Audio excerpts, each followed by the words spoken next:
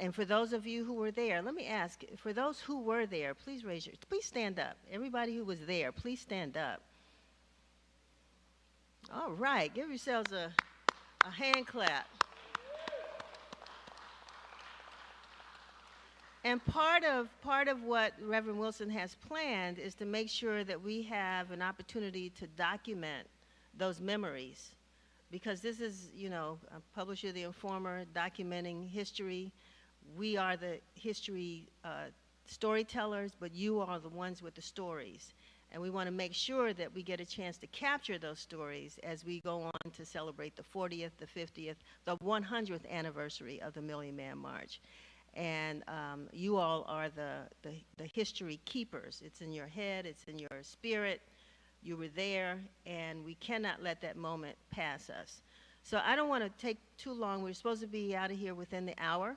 We have several speakers, and we're going to start, of course, with the leader of this great church, the visionary for this event, and the person who is making sure that we stay on track. So it's my pleasure to bring to the microphone Reverend Willie Wilson.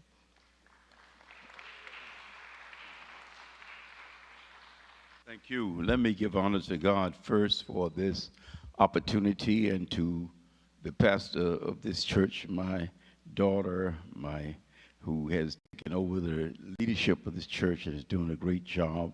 She's traveling quite extensively, unable to be here today this morning, but I want to certainly honor her. And also, first and foremost, the spirit of the leadership of the Honorable Minister Louis Farrakhan, who in 1995 sounded the call, and then from there he, and in many instances I myself, went across this country. And my job in working with the religious community, I met with more religious leaders and pastors than I can count all across this nation, pulling us together. I think one of the most significant things, as I talked to the minister just the other day about this event, was a gathering that was at Howard University at Rankin Chapel. The dean of the chapel allowed us to have a meeting there where there was an assemblage of clergy and pastors from every denomination that you could name. And when we were talking just the other day, the love, the unity, togetherness that came out of that reflected the spirit of these two iconic legacies that we are bringing together for this celebration, and for what we hope will be the igniting of the same spirit, the same unity, the same love that was engendered at both of these iconic legacies, i.e. the Million Man March and Unifest, which was held right here in this community. So as I talk today, what we are doing, and of course it is a coalition. Dr. Dorothy Height said to me when we were doing the Million Man March, and of course many of you know Dr. Height participated in every gathering from the sleeping car porters all the way to the Million Man March. She said to me, as did Malcolm X when he made that famous speech at the King Solomon Baptist Church in Detroit, where he talked about the different groups and how they came together, and that they didn't come together based on being Muslim or Christian or any of the sort, but came together about a common cause, and that is the freedom, the liberation, and the justice for our people.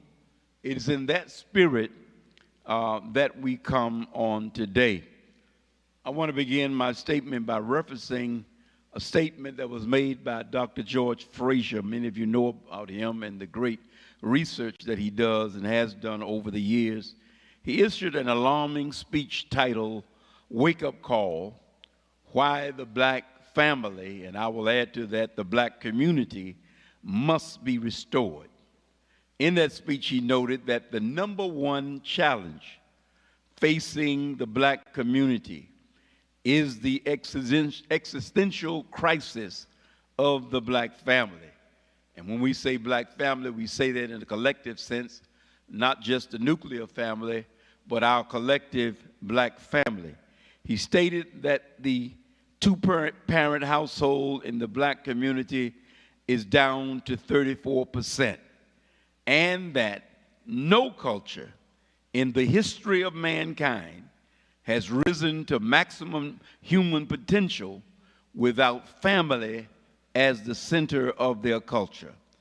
This existential crisis of the family only exists among black people in America, not in the diaspora, not on the continent, not on any other place except right here in the United States among black people in America. So the question we must ask is, what happened to the black family, and what must be done to restore the black family, and I say that the black family collective, so that the black community can reclaim the power it once had as a community. What happened to the black family? I contend that over the last several decades, the black family and the black community have been devastated by the scourges of the crack cocaine epidemic and mass incarceration, both of which have destroyed many black families and many black communities and diminished faith in each other and in the deep sense of community the black community once had. Incarceration ballooned from 300,000 to 2.3 million, which I mentioned yesterday on WBFW radio, with 2/3 of it being black people and people of color. Arrests and convictions, sentencing rates, devastated black families and communities all over America. So what we are experiencing now is the repercussions and the results of mass incarceration and the cocaine epidemic. What we see with our young brothers, and in some instances young sisters out in the street, shooting and killing each other, is a direct result of the destruction, the demise, and the diminishing of black family and black community, which was not of our own doing, but was created by the external forces. In that regard, I cite a statement by John Ehrlichman, former advisor, and all of us know about this now when we have read about the impact of mass incarceration on our community and on our people. Ehrlichman was the advisor to President Nixon. And in a statement in 1994, he asked, "You want to know what the war on drugs was really about? We in the White House had two enemies, the anti-war left and black people, young black males. By getting the public to associate blacks with drugs and then criminalizing them, we could arrest them and vilify them night after night in the evening news. Did we know what we were doing? Of course we did. We were lying about drugs in order to criminalize young black males in America. According to the Psychological Review, and this is what I want to say, and this is how important these legacies of both of these two iconic events, which both emphasize community and unity and exhibited a strong sense of love among our people. Right here in Anacostia, where we had Unifest all those years that we had it, not a single incident, just our people in harmony and in love and enjoying each other and working together. Likewise with the Million Man March, almost 2 million black men coming together without a single incident. It is that spirit of unity, that spirit where we put aside our individual differences in atonement, in reconciliation, and in collective responsibility, that we can bring about the kind of change that we need to see in our community. I was about to state that according to the Psychological Review, which is a journal that is written by scholars who are historians and academics and psychologists, in their study, they showed, which is done and published by Columbia University, all of these contributors are high-level scholars in the field of psychology and history.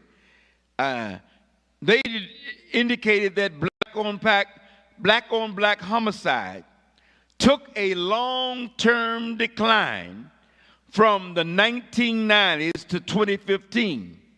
These scholars combined historical and psychoanalytic methodologies to understand the problem of black-on-black crime. They explored conscious and unconscious motivations of groups throughout history and drew on historical content and psychological theories to conclude that black power movement, black unity, community unity and development in our community, which all engendered and created racial pride among our people and in our community, served as, and I quote, an antidote to black homicidal violence.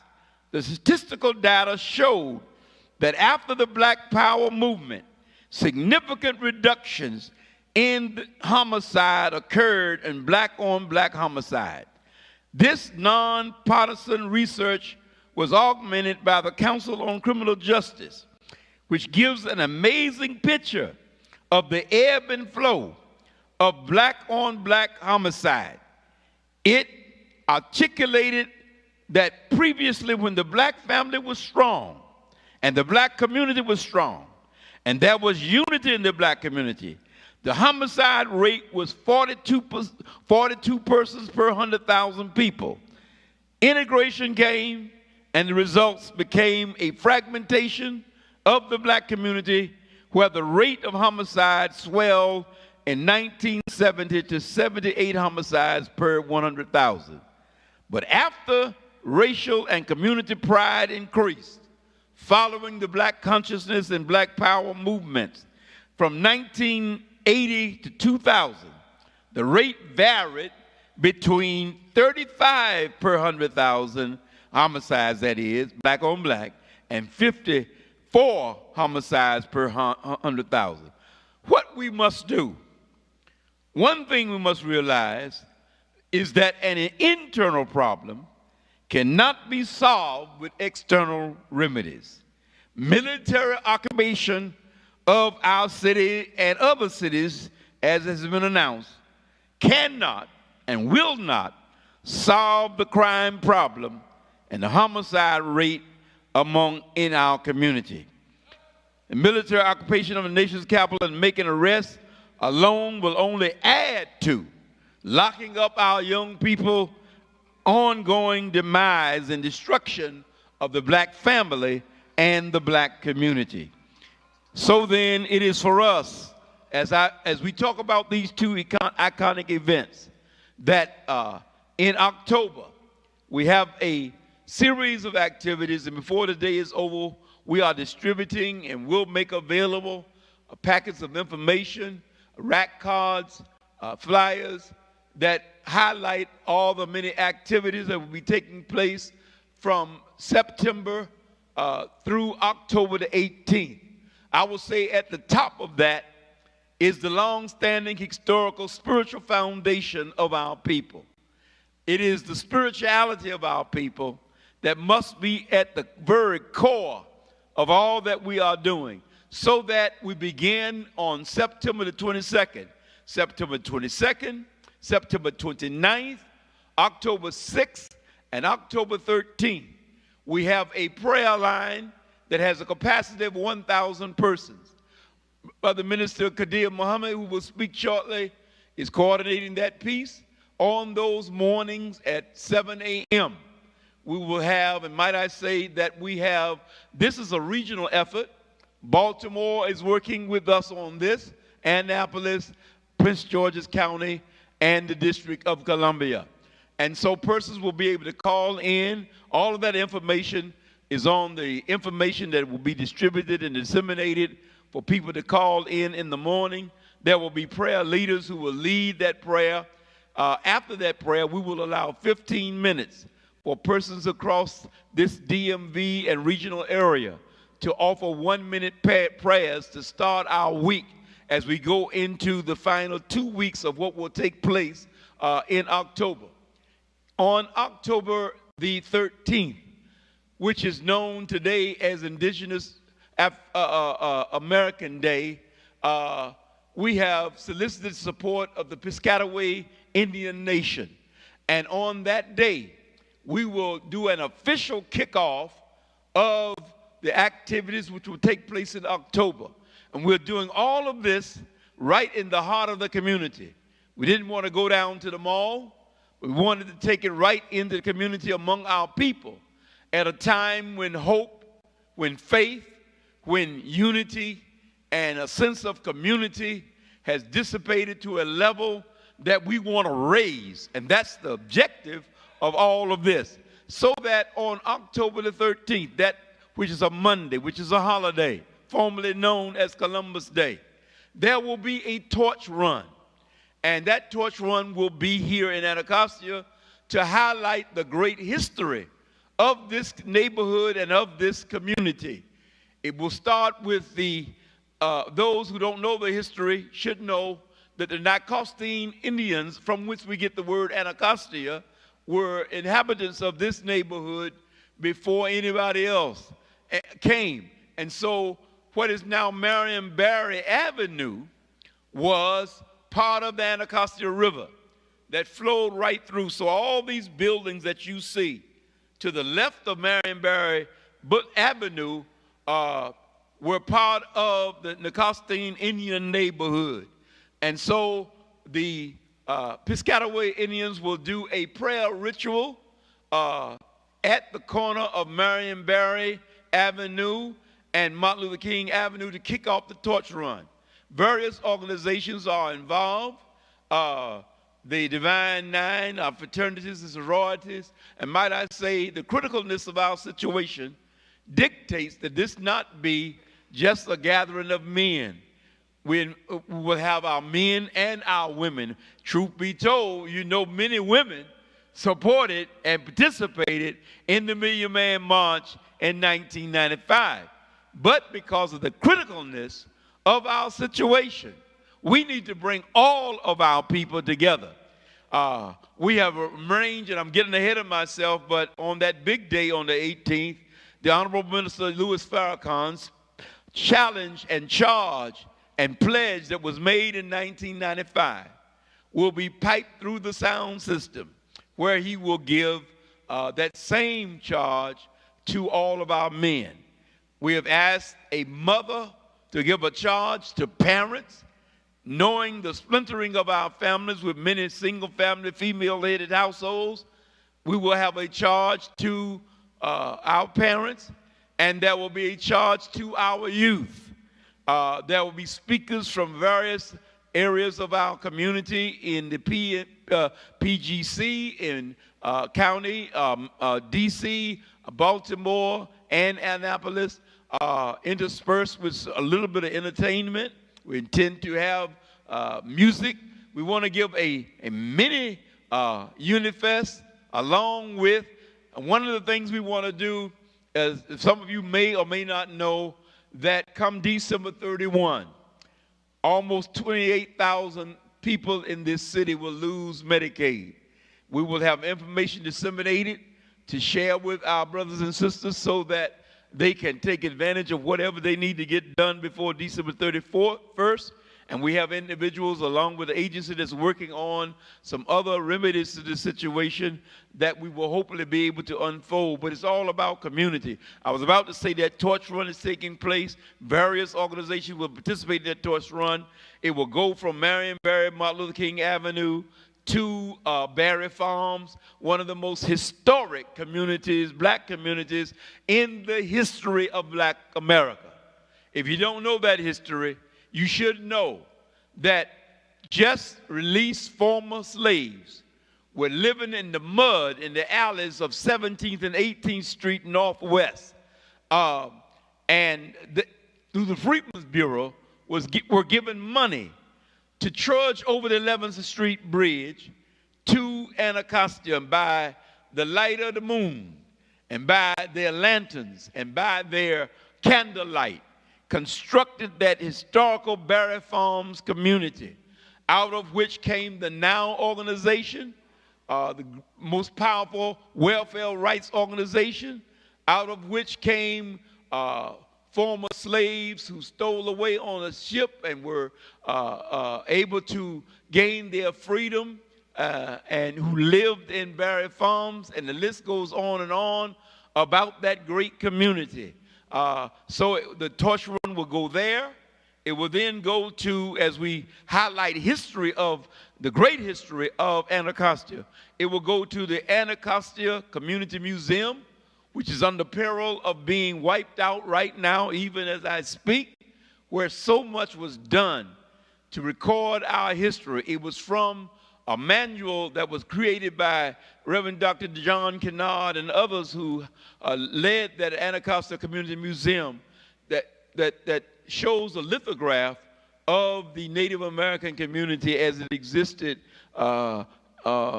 before colonization took place in this country. Then we go on October 16th, the Baltimore LOC, which has been in existence for 29 years, they kept moving, they kept going to keep alive the local organizing committee of the Million Man March. They will have, as they have for the last 29 years, a prayer breakfast for the Million Man March. Some of us will be going over to Baltimore for that. And then coming back, there will be a lantern walk across the 11th Street Bridge. And you will have all of this in the printed materials that you will receive. Again, to highlight that walk by those slaves across that bridge in 1865, again highlighting the great history of Anacostia. After that, then, will be a gathering right here in this sanctuary from 7 to 9 p.m. Part of that, you should know, as many of you do, we got two generations who were not even alive when we did the Million Man March.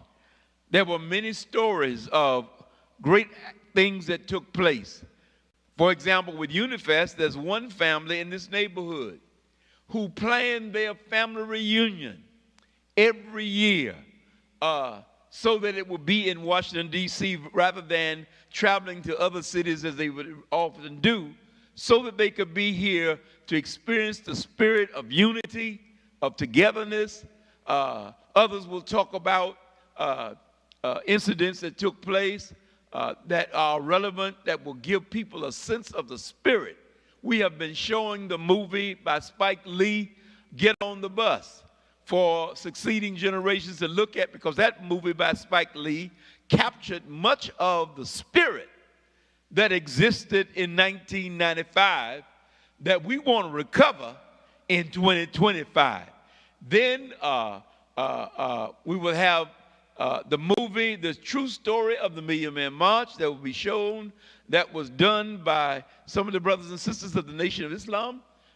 We will have a little bit of music and generally just a spiritual rally coming together. Some of you may remember on the night before the Million Man March at the Washington Convention Center, Union Temple sponsored just such a gathering.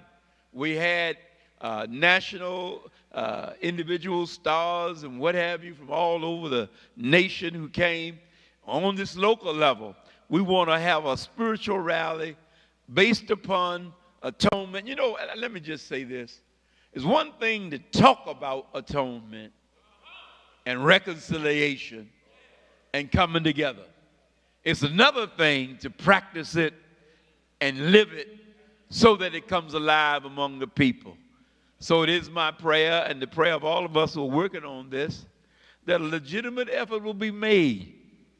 Whatever the beefs are, whatever the contentions are, that we find a bigger heart for a bigger picture. And that is the unification of our people, because ain't nobody coming to save us, y'all. We're going to either do it or it ain't going to be done. I think we ought to know that by now. And so it is with that we will be coming together. And then, of course, as I said, the big day on the 18th, I forgot the day of fasting and prayer on October the 17th. All that day, we're asking people to, and what are you praying about? You're praying about redemption. You're praying about atonement. And some of us have some people we need to practice some atonement with and some reconciliation with. So that, when you look at the scriptures in 1 Corinthians 13, it kind of lets you know what shows when you are really somebody in the sight of God. 1 Corinthians 13 says, when you really love, you have no envy, you have no jealousy, you have no worries about who can get the credit, because we can do anything if we don't get hung up on who's going to get the credit. And above all, long suffering, which means you got to take some stuff. You got to be able to overcome whatever those things are that have gotten in the way of us being one in unity. Because if I tell you those words, atonement, reconciliation, how are we going to be redeemed? Except we have enough long suffering to say, I'm not going to let this one thing or that one thing stop me from being together with my brothers and sisters to free us and liberate us from the psychological and the spiritual chains of slavery that have so long kept us enslaved. With that in mind, give God a hand for what God is doing.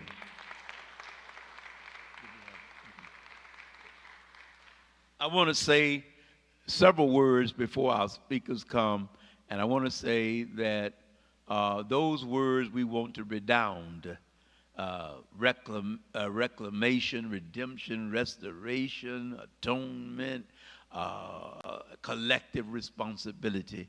We got some great brothers and sisters, just a sampling of the many organizations and groups that have already signed on to be a part of this great effort.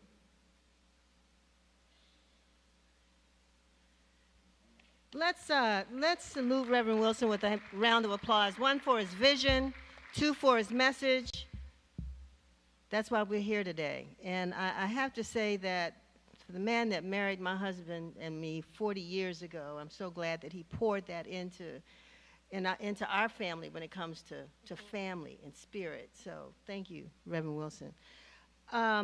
Two things I want to do, just housekeeping really quick. First, all the members of the committee who've been working on this, and I'm going to tell you, the committee is not defined. It's whoever shows up. But at any rate, for those who have been showing up on the committee, let's recognize you first. Would you please stand, that are pulling this together?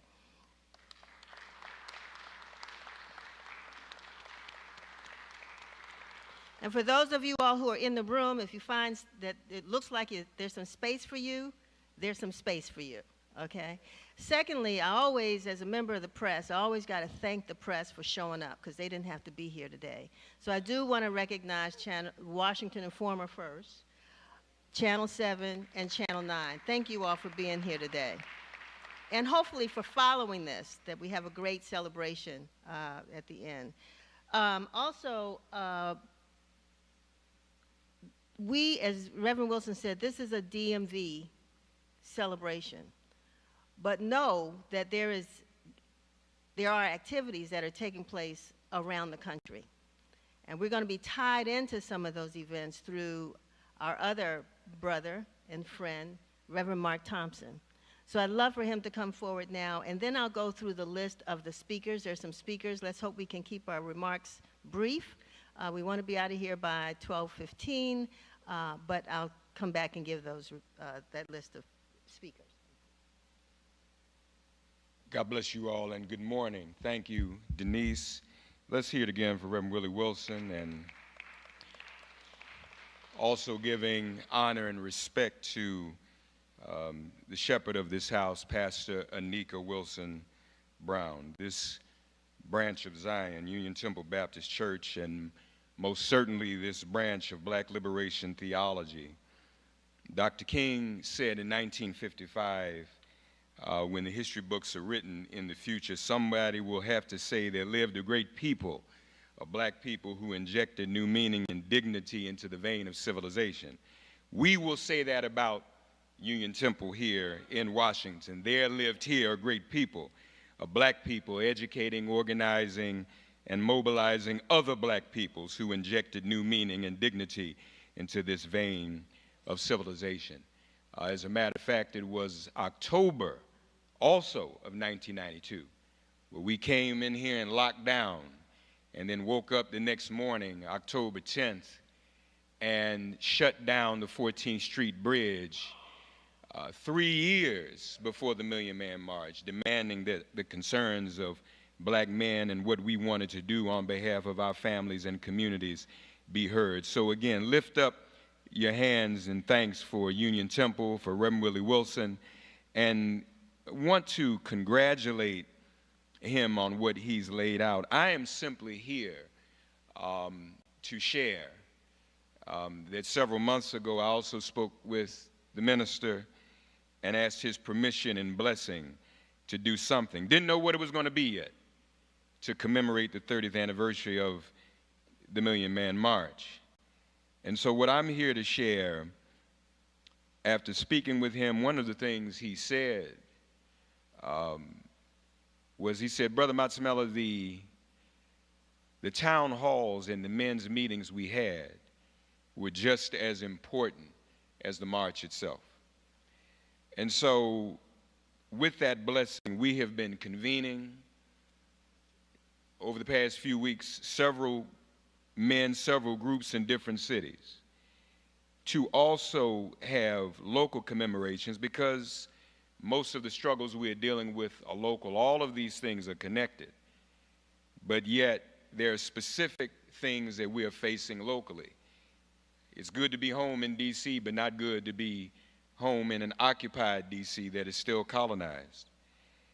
But there are things that must be addressed. And so while Reverend Wilson is organizing, and all of you are organizing here at home in the DMV, I just came by to announce separately but collaboratively, we are expecting, and there are plans to organize events in cities big and small: New York, Atlanta, Newark, Jackson, Mississippi, Los Angeles, Seattle, Detroit, even smaller places like Peekskill, New York. Waterloo, Iowa wants to organize something. Akron, Ohio is planning to organize, and even way down in Lubbock, Texas. And then in a Pan-African context, we heard from some brothers who want to organize a 30th anniversary Million Man March event as far away as Nairobi, Kenya. Saying all that to say, and to follow up on what Reverend Wilson shared, 30 years ago, Brother Minister Kadir, we took a pledge for atonement, reconciliation, and responsibility towards ourselves, our communities, our families. But now, we are targeted for disinformation as Black men more than any other group.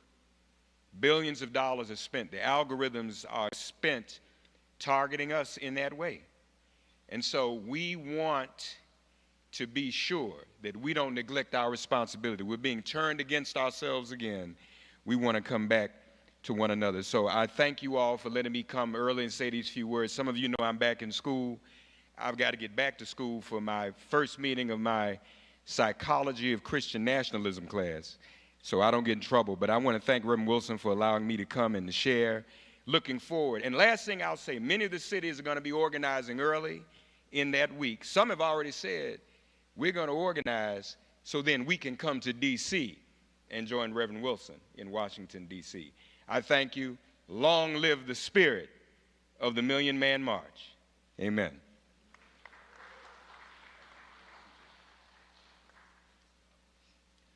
All right, so we're going to have other speakers. One thing that Reverend Wilson did not mention, and so I'll bring up Reverend George Gilbert first, is going to be our day of prayer, where we're asking all the churches in the DMV to set that day aside as a Million Man March Sunday.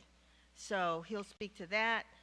Following Reverend Gilbert will be Minister Kadir of the Nation of Islam, Mosque number 4. I hope you remember your order.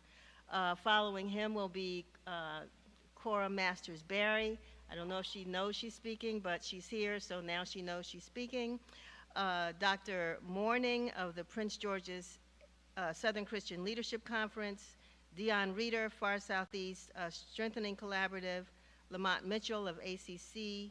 And Ron Moten, Don't Mute DC. So in that order, could you all please come to the mic? Thank you.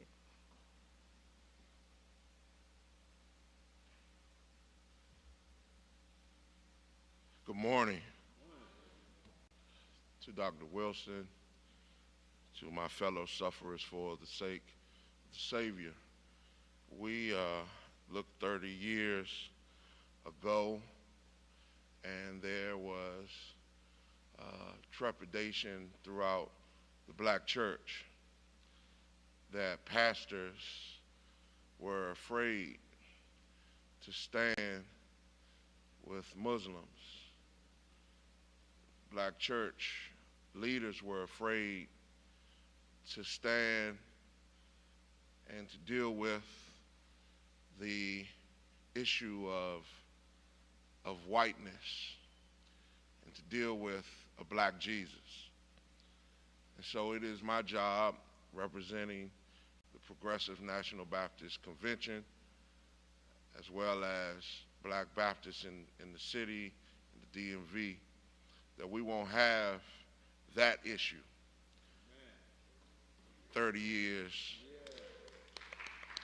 in commemorating this great movement. We are in survival mode. And if you can't find a reason to support each other today, you won't find one ever. We are targeted. Our city is targeted. Black folk are targeted. The least, the lost, the left out are targeted. And this time next year, there won't be SNAP. There won't be help for our seniors. And we have to decide to bring resources into our community, and the only way that we do that is through the spiritual components of our community. We've done it before, and we're going to do it again. God bless you.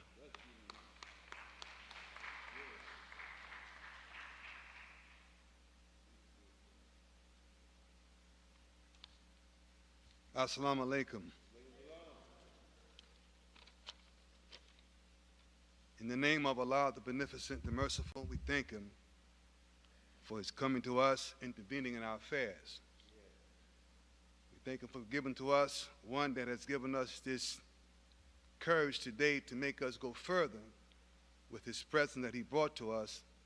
And that one, of course, is the Most Honorable Elijah Muhammad. Again, today we have our brother who's on the front line still standing. And his great name, you do know him to be the Honorable Minister Louis Farrakhan. I send you his love and his greetings from him and his wife, Mother Khadija Farrakhan, of Assalamu alaikum. Reverend Wilson asked me to say a one-line statement of support, and that I should do. We as brothers and sisters of the Nation of Islam, we thank God for the Honorable Minister Louis Farrakhan and for the Million Man March. A generation has passed and the enemy did not want the children to remember the Million Man March and act on the principles of that momentous day, October 16th, 1995. We are grateful. We should all be grateful. So therefore, we must always remember the universal principles, Mr. Farrakhan said to me, and adopt these universal principles of atonement, reconciliation, and a responsibility.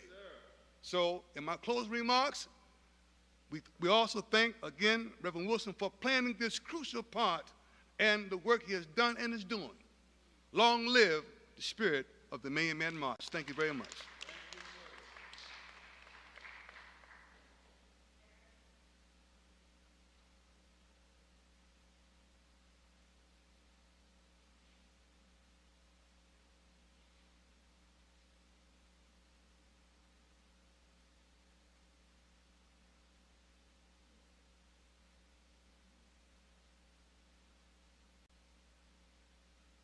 Good afternoon or morning. It's good to be here, see a lot of people, spent a lot of time with down through the years in this sanctuary in that very seat with my husband. So thank you for bringing us all back together. There's a lot of things that I could say about the Million Man March and what we're doing. I've said them to Reverend Wilson. I will start by saying, because I got here late and so I don't know what all was said, if it wasn't for Marion Barry, there would not have been a Million Man March. So we should start with that. We should start with January '95 when the minister came to his office and said to the mayor, I'd like to do the Million Man March, et cetera, et cetera. And as the minister said at my husband's gravesite a couple of years ago, if you remember Brother Kadir, Minister Kadir, the minister said, the mayor agreed, and then Mrs. Berry went to work. And that's what happened. Yes, there were women who supported the Million Man March, but there were also women who helped lead it. Up in that room, putting programs together for the Million Man March. And if you watched the Million Man March, you would see a woman with a headphone who was calling the march, and that was Dr. Barbara Skinner. So to be back with my brothers and to look up there and see Dr. Height, who convened the women at the National Council and said, we got to support the brothers in the Million Man March. There was a lot of powerful women around that table, maybe 10 of us. And we had let our feelings be known to the minister. He had, that's before emails and stuff. He had faxed us his mission statement. This is a true story. We sat around and we marked up that mission statement like we was in college. And we said, well, by the time he gets this, he'll be done with the women for the Million Man March. He sent it back and said, well done, my sisters.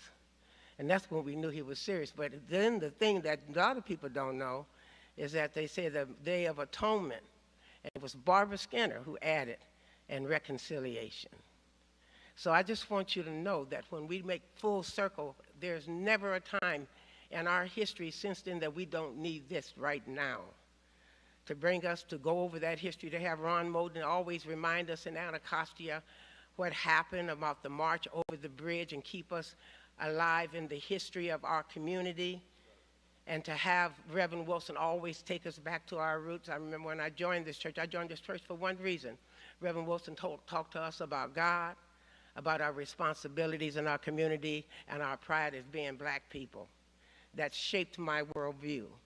So as I go down the journey with the Southeast Tennyson Learning Center, Black Women Roundtable, and doing all the things we do, I owe a lot of that to my grounding when I came into public life with the Million Man March at Union Temple with Reverend Wilson, and of course the baddest brother that ever walked the face of the earth, Marion Barry. Thank you.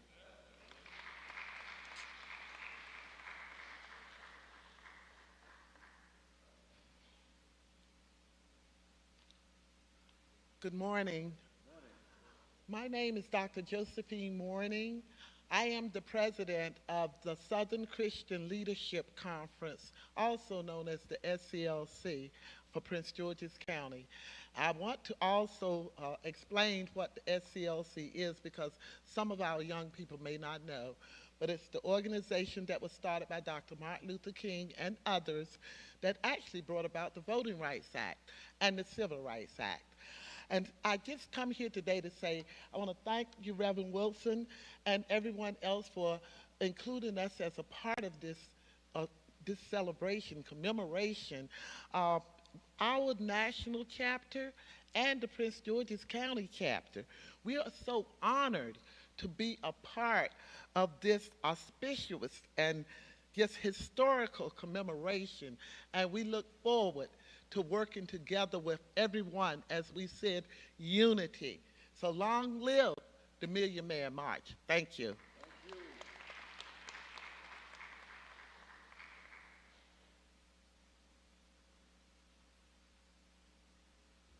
I think it's afternoon now. Good afternoon. My name is Dion Bussey Reeder, and I serve as a servant leader for the Far Southeast Family Strengthening Collaborative. And I'm just equally excited to be here like everyone else. I tell people when Pastor Wilson calls, you show up. And I'm here as a result of that. This year does mark the 30-year anniversary, and we've heard that. But it's more for me, as we serve family, as a celebration that has carried the spirit of unity and joy for our families. I am a fourth generation Washingtonian, but I grew up uptown. But if you know anything about this city, you know about the Unifest. And we would travel across the waters to get over here to be a part of the Unifest. So it actually, in this time that we're in today, that we're actually experiencing, and I'm gonna call it out what it is, an oppressed militant takeover.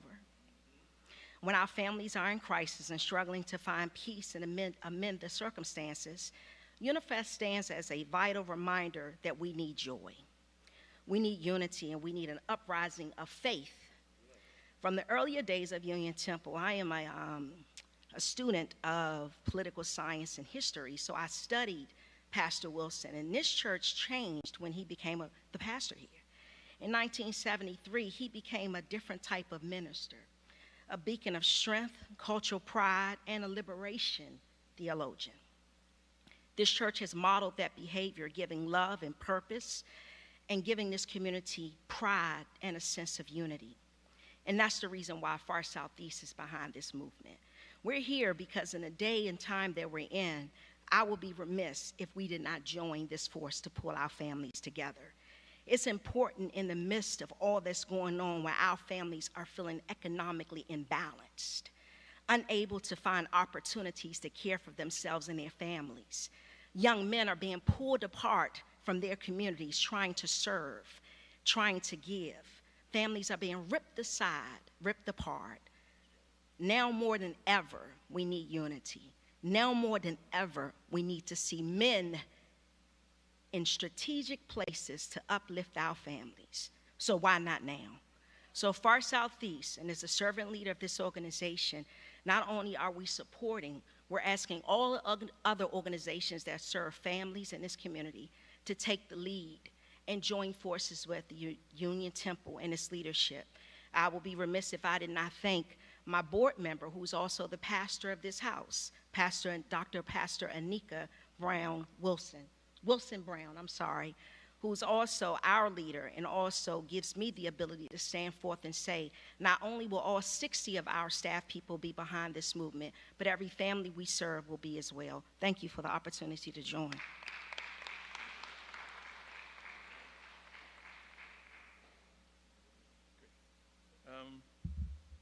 Good afternoon.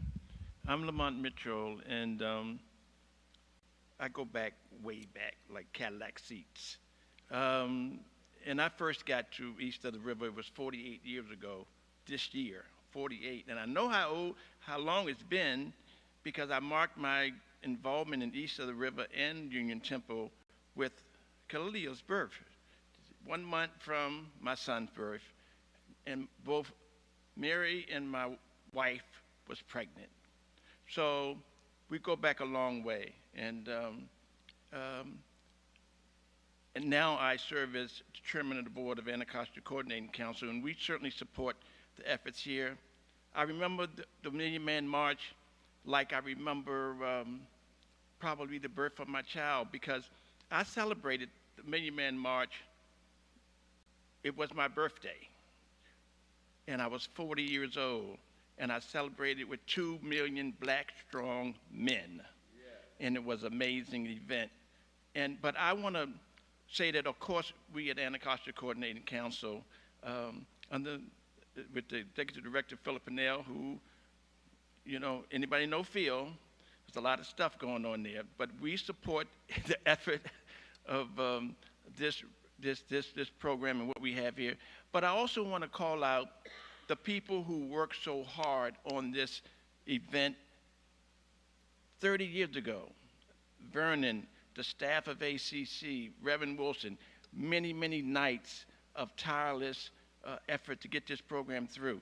Unifest was started back at the old church, and all the work that was put in there, and Vernon was there again, and any other men, Tyrone Parker, and all of the men that were involved with the process, I salute you as well, and look forward to working with you and Union Temple and Pastor Wilson on making this celebration of the 30th year of the Million Man March a success.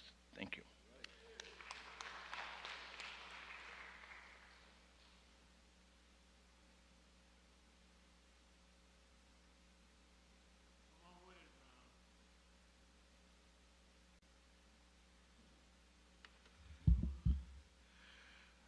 Let's give Reverend Willie Wilson and everybody who had something to do with the Million Man March a round of applause. When I think about the 30-year anniversary of the Million Man March, it takes me back to October of 1994 when I came home from prison.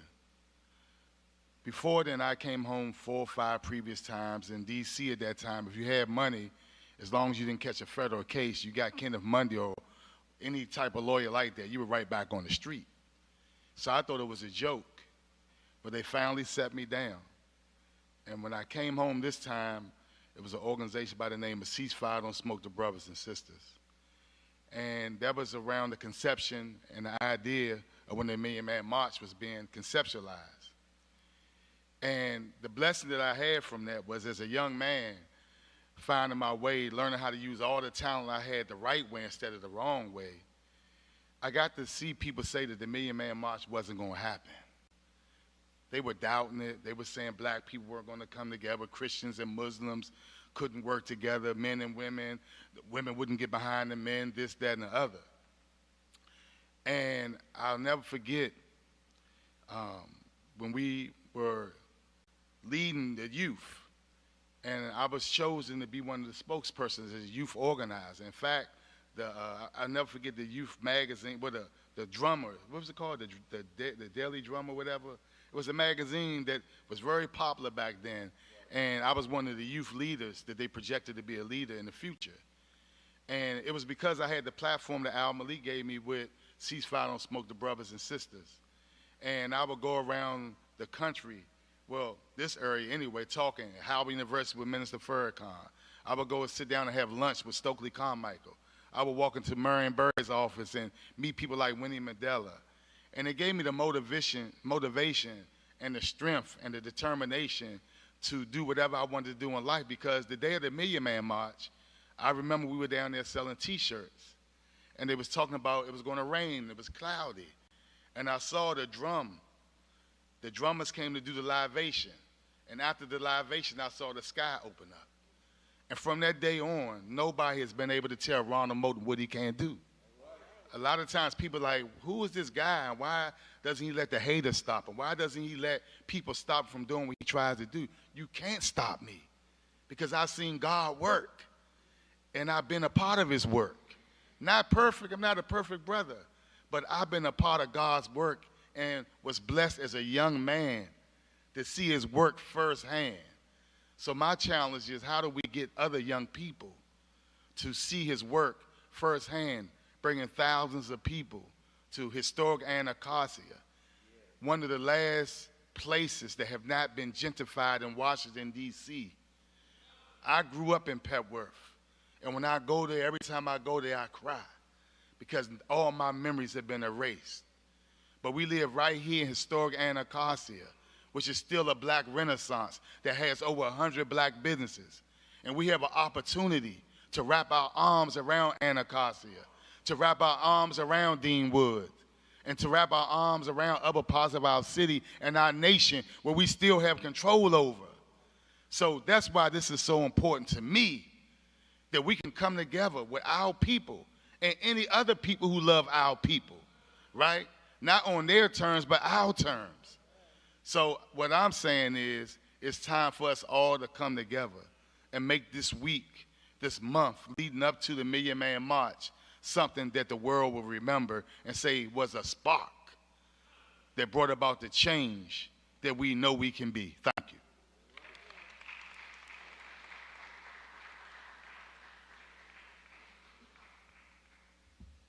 I've been to church this morning, you all, and I'm inspired and so grateful that we've come together as a community. I loved everything that everybody said. I get emotional these days, I'm sorry. But anyway, we said we were going to stop at 12:15, but we cannot stop unless we give some of you in the audience, if you have a question, please make it a question. If you have a question, we'd like to hear from you. Anybody in the audience that has a question? Sister Brenda has it. Stand up, state your name and affiliation, and one question, one response. Yeah, my name is Dr. Oye Wolewa, U.S. Representative, Washington, D.C., Ward 8 resident. What role do young people have in this movement? What role do young people have? A very significant role. We want to involve our young people. As I said earlier, many of our young people were not aware when we did this and are not aware of the spirit that we had. One of the things that we attempted to do, some of the young people are going to participate in the torch run. When we originally talked about showing the movie Get on the Bus by Spike Lee, we wanted to have an essay contest in the schools and have young people to write about what they saw or felt or experienced in watching that movie and use that as identifying the ones that would be the winners of that contest to be one of our speakers on the day of October the 18th. There's so many things, and let me say this cannot be a one-shot, opportunity. We have some after-event plans, for example, at a time when they are trying to erase our history. We want to organize so that our history can be taught in our churches and among our community organizations. And in those instances where we need to develop the curriculum, we need historians, educators to help us to do that. There's just so many things that we want to do. We want to, I was mentioning to Ron Mo just the other day, many of our churches have and do their announcements by video. If we could, for example, with our black businesses, because many of us want to support our black businesses, but because it's not constantly before us, through repeating and reviewing. That's why advertisers spend millions of dollars. They know if they repeat and review, you'll end up buying something you didn't intend to buy. So that if we could have announcements sponsored by our businesses and then develop a plan, something we did here at the Temple some years ago with a dentist. We developed a special discount. When members got a card and they went to that dentist, they got a discount. We can do the same thing with our black businesses, keep them before us so that we support them. We want to support our black print media so that we can tell our story, our way, the Final Call, the Washington Informer, the Afro. We want to do that. So in answer to your question, every kind of way that we can educate our young people and get them involved. We want them to participate at every level of this. One of the things that we have mentioned, how do you organize and put on something as great and as big as the Million Man March and the Unifest? Those of us who are still alive, we need apprentices to sit with us and to be a part of the whole organizational process so that they in turn will know how to do it.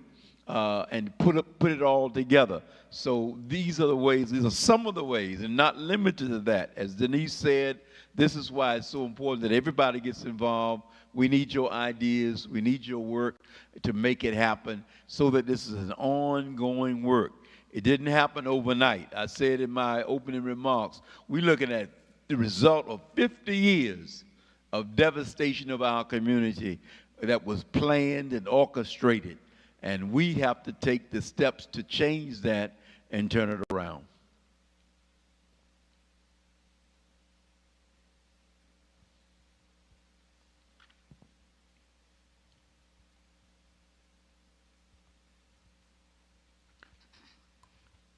Blessings and peace. My name is Ayo Handy Kendi.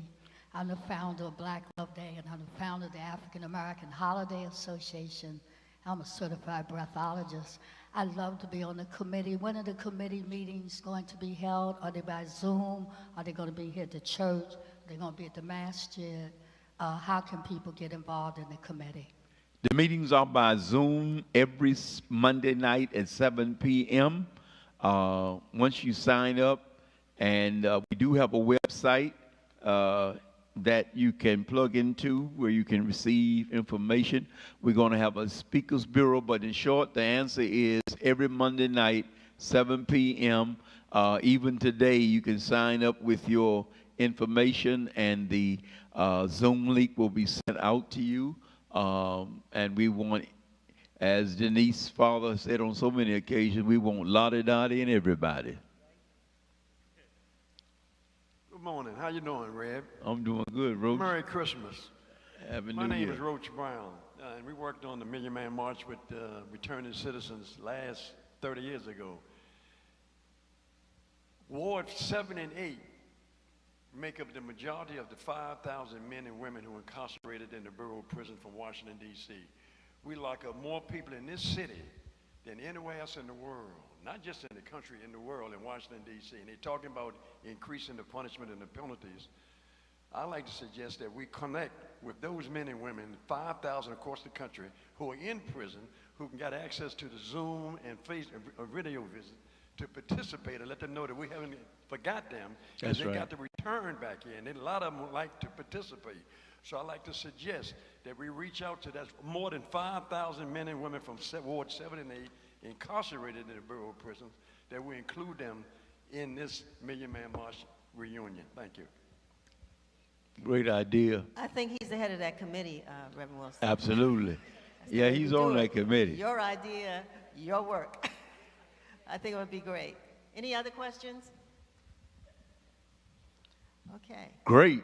Brothers and sisters, I want to thank all of you. I want to recognize Sister Claudette Muhammad, who's here today, who did an awful lot of work in the Million Man March in 1995, and more importantly than that, was a great liaison between the Nation of Islam and many of our institutions, our political politicians, congresspersons in the media, and everybody else. And we certainly want to acknowledge her presence here today. Would you give her a hand, please?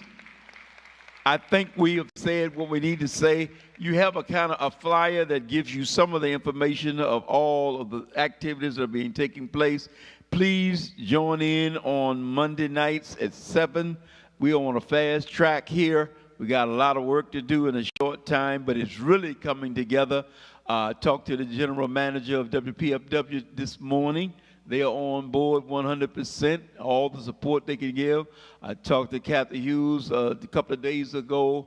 It just so happens that their 44th radio anniversary is the same month of October, but she's looking at it to see if her team can move both of these activities at the same time. So we're up and going, we're moving, we're getting it done, and with your cooperation and support, we're going to make this, we're going to wake up Washington, D.C. with this, people.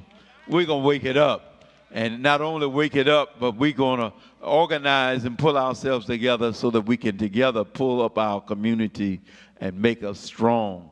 We still 47% of the population in the district, and in a unified way, we can make a whole lot of noise and a whole lot of difference, and that's what we want to do. So I thank you for your participation. Again, thank the media for being here today. I thank Channel 4, Channel 9. Thank you very much, and we're going to close this out with a word of prayer. Before that, Reverend Wilson, I just want to say that Sister Brenda's setting up a list for those who want to sign up for the Monday call. You can see her. I think she'll be out in the vestibule there. Great. Thank you. There was something else, but I forgot it. Is that it? All right. Can we just stand together in a word of prayer? I'm going to pray a prayer that is the prayer that's going to be prayed on the 22nd, on the 29th, on the 6th of October, and on the 13th of October at 7 o'clock in the morning. You see that call-in number on this flyer? That's the number that you will call. We can accommodate 1,000 people on that prayer line, and we wanted to be jammed with 1,000 people each of those days. But what are we praying for? We're praying for atonement. We're praying for reconciliation.